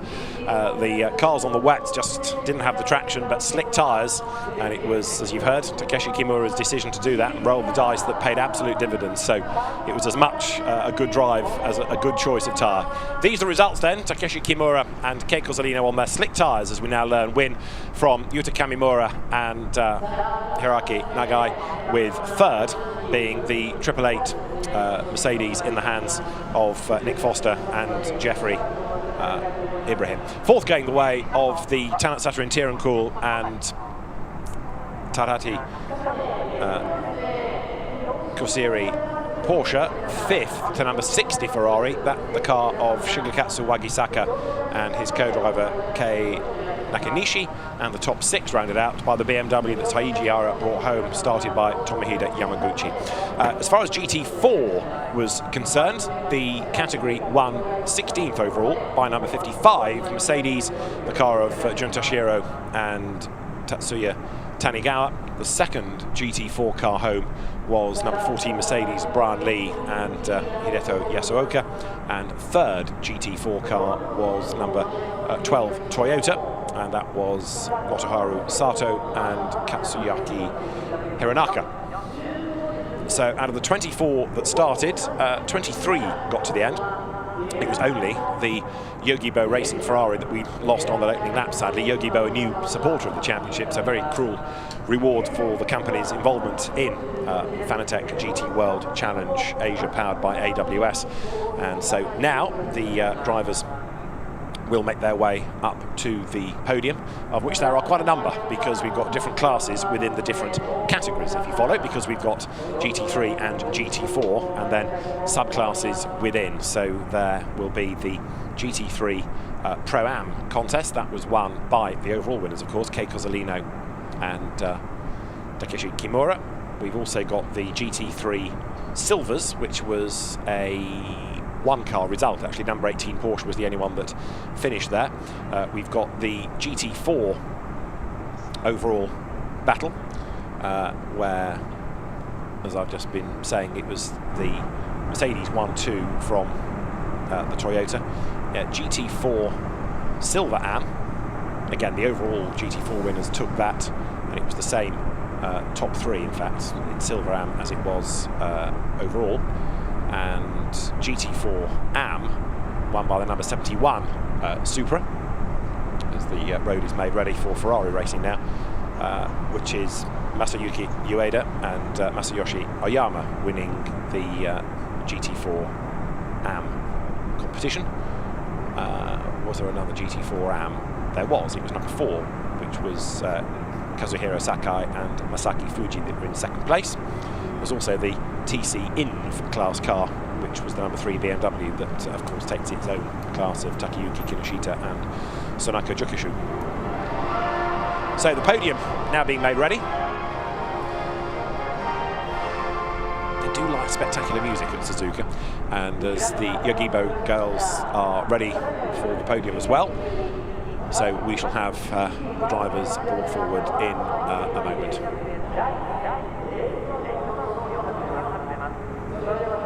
The CEO and founder of the SRO Motorsports Group himself, Stefan Rattel, is here, and he will be brought into play to hand over trophies.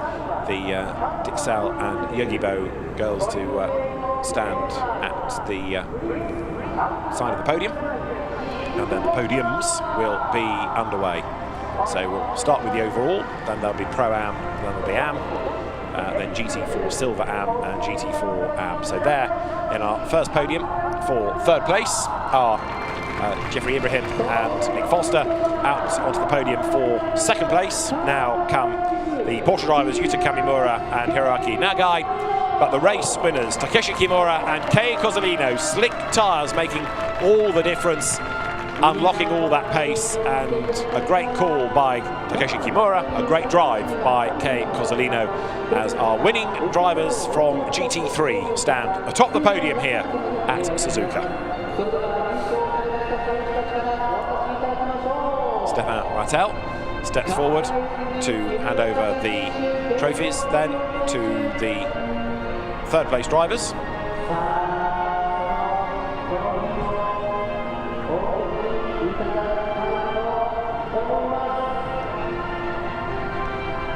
Then for the second place crew, the trophy for Yuta Kamimura and co-driver Hiroaki Nagai, and then the trophies to the winners, and Kei Cozzolino gives the trophy to Takeshi Kimura to receive, and he holds it aloft.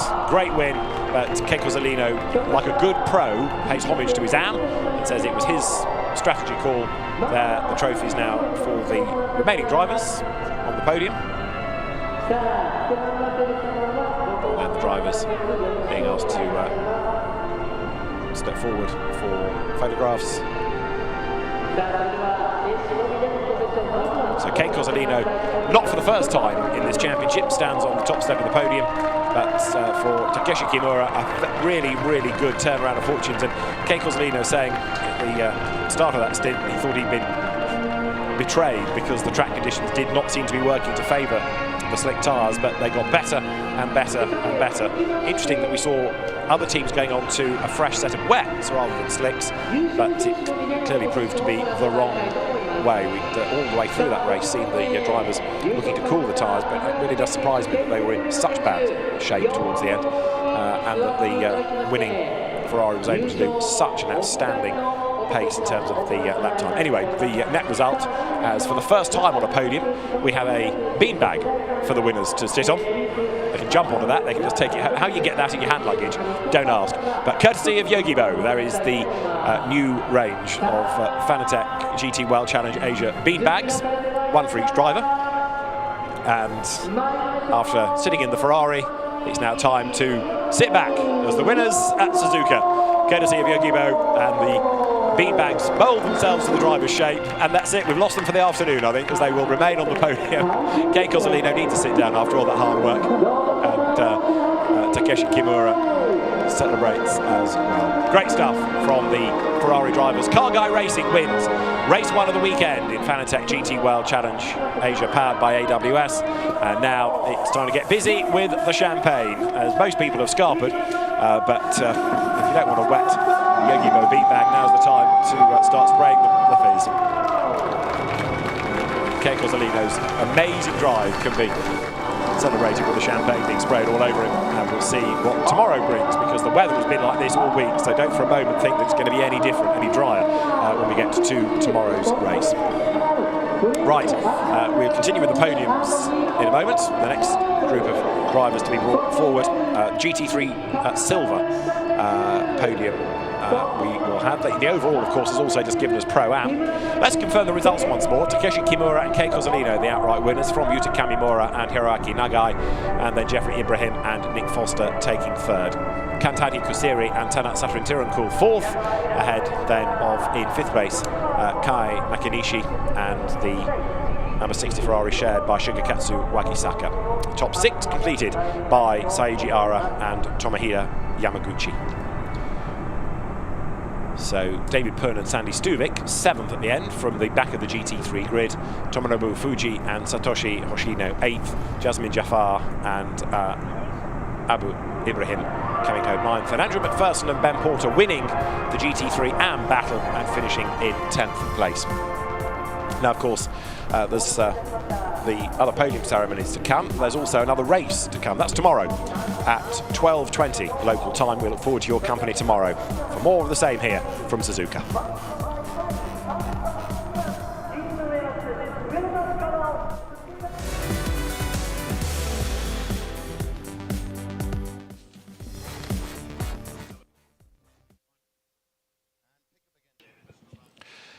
So let's go back to the podium for our continued coverage here on the stream, and we've got the next group of drivers ready to come forward, which will be, you can see in the AM contest in GT3, the Mineki Okura and Hiroshi Hamaguchi partnership, as there Ben Porter and Andrew McPherson step forward.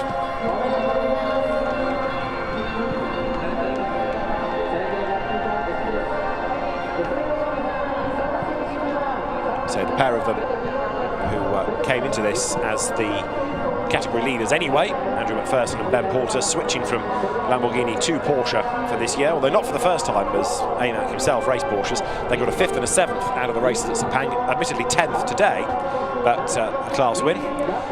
Stefan Ratau hands over the trophy. The crew 6th in the championship before this race, and the AM leaders go back to 2014. Andrew McPherson was racing in the Porsche GT3 Cup Challenge in Australia. Go back to 2009, he was in a Mosler, so he's driven all sorts of different things, radicals as well over the years, but switching back to Porsche from Lamborghini. Ben Porter, who has raced Formula V to innumerable titles down under, as well as being, along with Andrew, the AM champion back in 2019, so the two of them the reigning AM champs in GT3. And then the 3rd place crew in class, we've not really touched on much in the course of the race, but Kaiti Sawa, the 45-year-old from Chiba, and Hiroshi Koizumi celebrate, they're in the blue overalls. Go back to 2014, Hiroshi Koizumi was winning the national class in the Japanese Formula 3 Championship, so a lot of experience, a lot of racing mileage on that podium. He's done the World Endurance Championship as well, and so too is Kaita Sawa, another hugely experienced driver. So the GT3 AMs make their way then shortly off that podium, and we will turn our attention to GT4, where there is the silver and the AM to go. We've got the silver AM podium first, but there you can see Andrew McPherson and Ben Porter in the middle. Hiroshi Hamaguchi penalised for that contact on ultimately the winning car, and Mineki Okura then with him, and 3rd in the class, Kaita Sawa and Hiroshi Koizumi.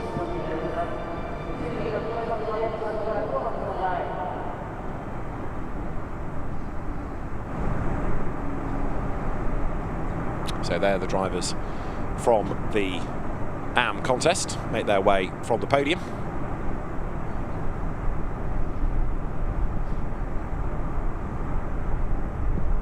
The 3rd of the AMs, forgive me, was Tado Uematsu and Yudai Uchida. The McLaren getting in the background, the Ferrari you can just see being brought back to its pit. So now the Yogibo racing team, after Naoki Yokomitsu's off, has work to do. Next then, we turn to the GT4 podiums, where it will be the 3rd placed team up first, the Toyota drivers aboard number 12, which was Motoharu Sato and Katsuyuki Hironaka. Then for 2nd in GT4, Brian Lee, the driver from Chinese Taipei, and Hideto Yasuoka, the 2 drivers for the Toshido Racing team, joined by the GTO Racing team drivers. And then the top step goes the way of Team Scala's Jun Tashiro and Tatsuya Tanigawa. a very happy winning combination there. Jun Tashiro along with Tatsuya Tanegawa start the celebrations. Once more, Stefan Rattel hands over the trophies. Jun Tashiro, one of those two class winners for many, many seasons, Lamborghini Super Trofeo, but with that not running at the moment, so he's elected to come into GT4 racing. And Tatsuya Tanegawa, who's another experienced driver from FIA GT days right through to more recent Asian Le Mans, they celebrate the win ahead of Hideto Yasuoka and Brian Lee, and then Motoharu Sato and his co-driver Katsuyuki Hironaka.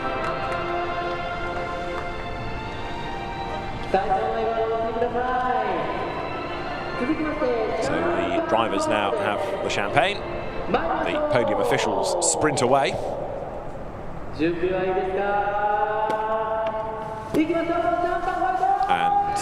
the champagne is sprayed on the podium. The second place crew best with the bottles for Brian Lee and his co-driver Hideto Yasuoka. Brian Lee, who's been a mainstay of GT4 in this championship. So they're the winning drivers, then wave for the cameras, and they will make their way from the podium in a moment, ready for the last podium to come for the AMS. But confirmation, Jun Tashiro and Tatsuya Tanegawa win from Hideto Yasuoka and Brian Lee, and then for third place it is Motoharu Sato and Katsuyuki Hironaka.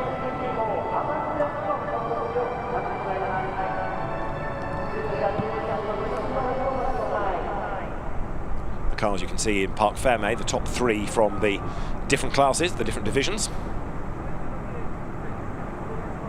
And in a moment or two, the last set of GT4 drivers will make their way up onto the podium.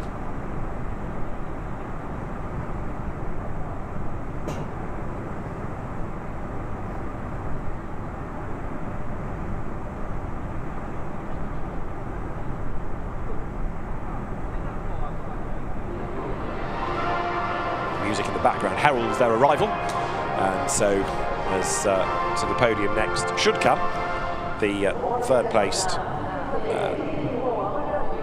AM drivers. Well, in fact, do we have a third in AM? I'm not entirely convinced that we do. We have only two crews.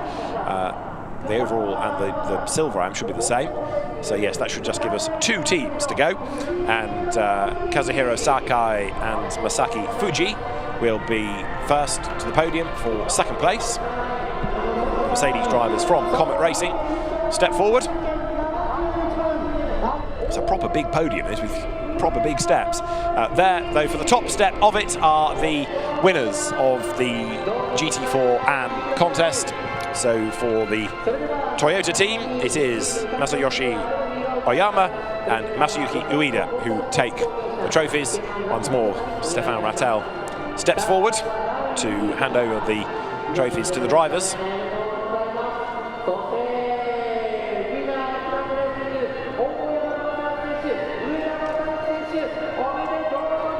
Trophies in the air, and Masayoshi Oyama and Masayuki Ueda in their Toyota GR Supra for the Akiland Racing team celebrate a class win.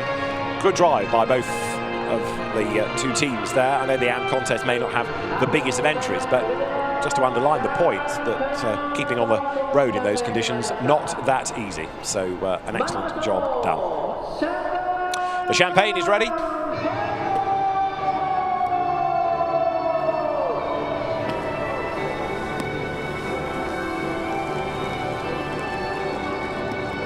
Champagne is sprayed, and it's a happy combination of drivers that take the category win. Well done to Masayoshi Oyama and Masayuki Ueda. They also, of course, part of the Japan Cup. Goes without saying that Keiko Salino and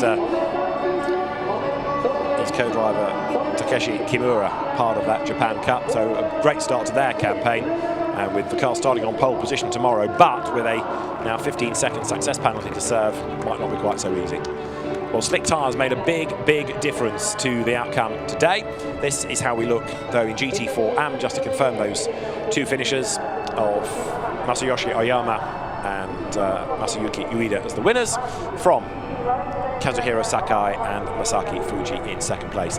Let's look at the highlights then of round 3 of Fanatec GT World Challenge Asia, powered by AWS, at the end of a great hour of racing. It all began on a wet road, and it began with big excitement as the GT3 cars stormed clear down towards the first corner on the inside line, trying to protect the advantage, but ultimately running out of grip was the Ferrari, started by the pole winner, Naoki Yokomitsu.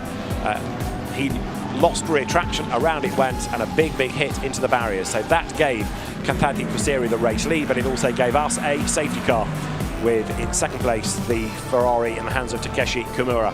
When the race restarted, Kimura was given a tap in the tail by Hiroshi Hamaguchi. That sent him off the road. Hamaguchi came up to have a go at the Porsche. We had a second safety car though as well, which was triggered by number 8 of Saitawan Santoso going off the road, and the field bunching up once more. Hamaguchi though was all over the back of the leading Porsche, but couldn't quite find a way by. It wasn't long before we got to the pit stop window either, and that meant that the leading cars early came in to give way to the quicker drivers. And coming back through the pack after his earlier delay was Takeshi Kimura. And Kimura, while he was getting to the end of his stint, had the decision to try to roll the dice, seeing that they were out of the hunt for a decent result, and to put the car on to slick tyres. It seemed to be an absolutely inspired move, as time would tell. Andrew McPherson gave way to Ben Porter. We then had a change of lead between the Porsches as a struggling Tenat Satoru Tirancool lost out to a charging Yuzi Kimamura. Kimamura going through on the inside of him down to the second of the Degler curves. Behind them was Nick Foster's Mercedes that was closing right up as well. But Kei Cozzolino on his slicks was just eating up the real estate, swooping around the outside of Nick Foster's Mercedes. And before much longer, he was on the back of the leading Porsches. The suggestion that he might be good for the podium was then he might be good for a race win. It didn't take him long at all to make the move, and he was in front with a lap to spare. Kei Cozzolino's last lap being a 2 minutes 9, the last lap of anybody behind him being a 2 minutes 15 or slower. A quite outstanding drive by Kei Cozzolino on slicks on a damp track, just breathtaking. And Kei Cozzolino and Takeshi Kimura winning the first round of Fanatec Japan Cup and round 3 of the Fanatec GT World Challenge Asia, powered by AWS. An absolutely brilliant drive by Kei Cozzolino and an inspired decision on the tyre choice by Takeshi Kimura as they celebrated on the top step of the podium. A very lively hour of racing, and there's more to look forward to tomorrow. The second race will start at 12:20 local time. We'll be on air around about the hour mark with all the build-up to round 4 of the championship. It's been a great race today, and we expect more of the same tomorrow. We'll see you then. For now, from David Addison and Dave Roberts trackside, it's goodbye from Suzuka.